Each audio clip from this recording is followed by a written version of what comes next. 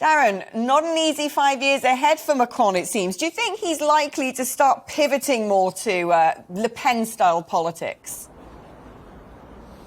No, in many ways, I think he's probably going to do the opposite to a large degree, Alex. I mean, Emmanuel Macron has been a pretty centrist politician, clearly, for the last 5 years, but his critics would accuse him, actually, in some ways, of being on the centre-right rather than the centre-left. And I think this next 5 years he's going to try and appeal to Mélenchon's supporters. He's the kind of left-wing candidate who nearly beat Marine Le Pen into the second round, who got over 20% of the vote. The expectation is, and we're going to head into National Assembly elections in just a couple of months' time in June, that we're likely to see a left-leaning Prime Minister appointed if Emmanuel Macron manages to secure a majority in those elections. If we look at the good news for Emmanuel Macron last night, and there is some, it must be said that he did better than the polls had suggested, getting 58% of the vote. All in all, it was still a very comfortable victory for Emmanuel Macron, doing much better than many of his predecessors. He was, of course, the first French president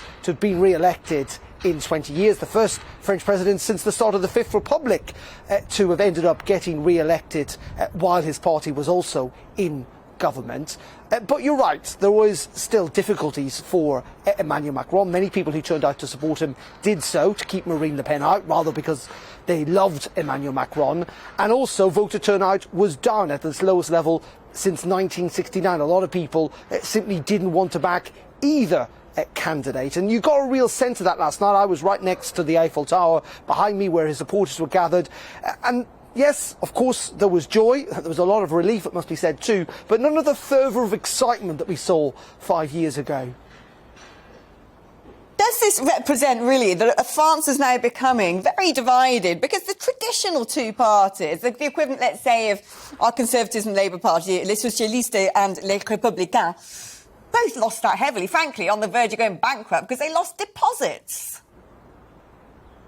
Yeah, quite incredible indeed. I think between them in the first round they managed to get less than 7% of votes. As you say, two of the established parties here in France. Is France divided? You bet it is, and that's what this election campaign has exposed. Divided between essentially people on the far right and the far left who feel very disenfranchised, the extremes, if you like, for equal measure with how France has been run, and we got a reflection of that in the whole range of votes that were received on both those wings during the first round. A division between cities where Emmanuel Macron did very well, like here in Paris, like in Lyon and elsewhere, compared to the rural vote, which again benefited Marine Le Pen. But certainly a sense, as you say, that globalisation isn't working for many French people, that they do not like some of these big reforms that Emmanuel Macron has tried to push through. And I think to a large degree, Alex, those deep divisions, and this is the real challenge for Emmanuel Macron, those deep divisions may well just get worse. And when you reflect on that, because Marine Le Pen, this is her third defeat, yet at every stage she has managed to increase her percentage share of the vote. We got a sense of the flavour of the reaction to what people thought last night when those results were announced. And here's a kind of sample of the mood here in Paris. It's historic. We never did a score like that. So it's very promising for the future, for the next presidential election. Yes, it's in 5 years later, but we are patient. It was an amazing nightmare because when I heard all the newspaper, all the media, all the supporting people of Macron, if Marine Le Pen will be elected tonight, it will be the end of the world. You know, I wish things were reversed, and I'm very, very disappointed, of course. But, you know, I kind of expected it because I believe the polls. I feel sad, obviously, because we lose, of course, but at the same time, I keep hope because our score, is pretty great for us, so it's not too bad. There you go, that was the sense of the mood at Marine Le Pen's rally last night.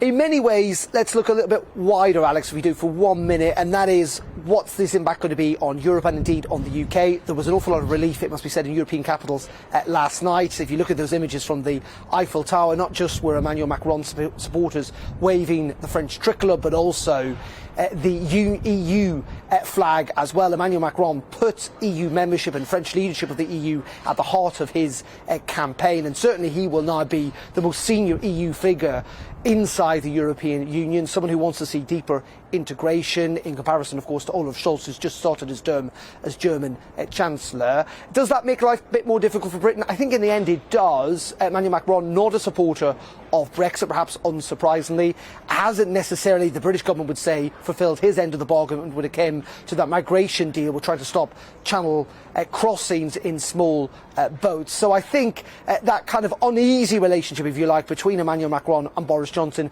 is likely to continue in the second term, not least of all because, frankly, it must be said for the French here, the focus of Macron's second term will not really involve Britain very much, outside, of course, though, of that key military relationship in NATO, where Macron and Johnson are on the same page when it comes to defiance against Russia and support for Ukraine.